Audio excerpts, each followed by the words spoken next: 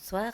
Le ministère de la Santé affirme que la pollution de l'air qui affecte actuellement les Seychelles devient plus apparente lorsque le niveau d'humidité est élevé. Le docteur Nelly Marie du ministère de la Santé a indiqué ce matin que la situation est préoccupante. Les personnes les plus exposées à la pollution de l'air sont celles qui souffrent de différentes conditions médicales telles que l'asthme, les maladies cardiaques, les maladies pulmonaires, les enfants, les personnes âgées ainsi que les femmes enceintes. Mais le docteur Marie affirme que depuis le début de la pollution de l'air, il y a quelques jours, le ministère n'avait pas encore enregistré de cas précis dans les centres de santé. Les travaux pour finaliser le plan d'aménagement marin des Seychelles touchent à leur fin après plus d'une décennie de négociations et de consultations publiques. Dans le cadre de ce plan, les Seychelles s'étaient engagées à protéger 30% de ces zones marines, une initiative résultant d'un accord d'échange de dettes contre nature conclu en 2012 avec le Club de Paris. Reportage. C'est à l'hôtel Eden Blue que s'est tenue l'une des dernières sessions de discussion réunissant des représentants du gouvernement, d'organisations non gouvernementales et d'autres parties prenantes intéressées par le plan d'aménagement marin. Les personnes qui ont fait le déplacement ont pu obtenir un aperçu des efforts réalisés pour assurer la protection de 30% des 410 000 km² de l'océan séchellois. Sur ces 30%, la moitié, soit 15%, bénéficiera du plus haut niveau de protection en raison de la richesse et de la biodiversité. L'autre moitié sera également classée comme zone protégée, mais certaines activités économiques y seront autorisées.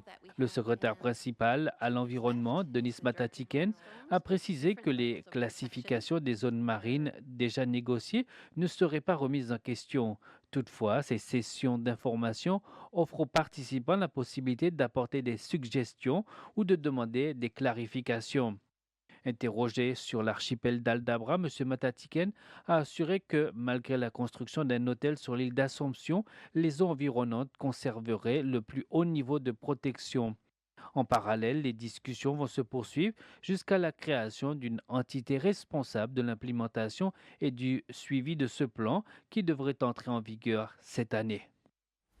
Demain, le 21 février, c'est la journée internationale des langues maternelles. Cette année, c'est le 25e anniversaire depuis que l'UNESCO a proclamé cette journée spéciale afin de promouvoir et préserver les langues maternelles à travers le monde. Le secrétaire général de l'Institut national de la culture, des arts et du patrimoine, David André, a tenu à rappeler dans son message le rôle joué par l'Académie du créole séchellois dans la préservation et la promotion du créole, la langue parlée par la majorité de la population. L'Académie du créole séchellois a ce matin entrepris une campagne de sensibilisation à Victoria sur l'importance de la langue créole. À travers cette initiative, l'Académie du créole séchellois réaffirme son engagement à défendre et valoriser le créole, un élément essentiel de l'identité culturelle et du patrimoine linguistique du pays.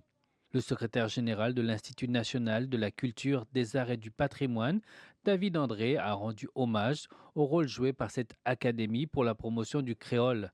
Cette journée est également une occasion de réaffirmer l'engagement des Seychelles en faveur de l'utilisation des langues nationales, le créole, l'anglais et le français, sans oublier la langue des signes, essentielle pour la communauté des personnes sourdes, a dit David André. Malgré les défis à relever, les Seychelles ont réalisé des avancées notables en matière d'enseignement trilingue où la langue maternelle est utilisée comme principal outil d'apprentissage.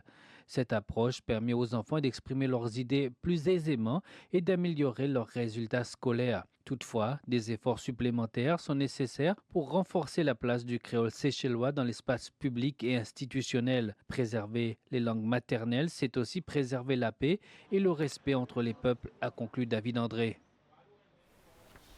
Pour clore, plus de 60 employés du ministère des collectivités locaux et des affaires communautaires ont acquis davantage de compétences et connaissances dans le domaine de l'éducation financière essentielle. C'est à travers une réunion organisée par le ministère en collaboration avec le Comité national de direction sur l'éducation financière.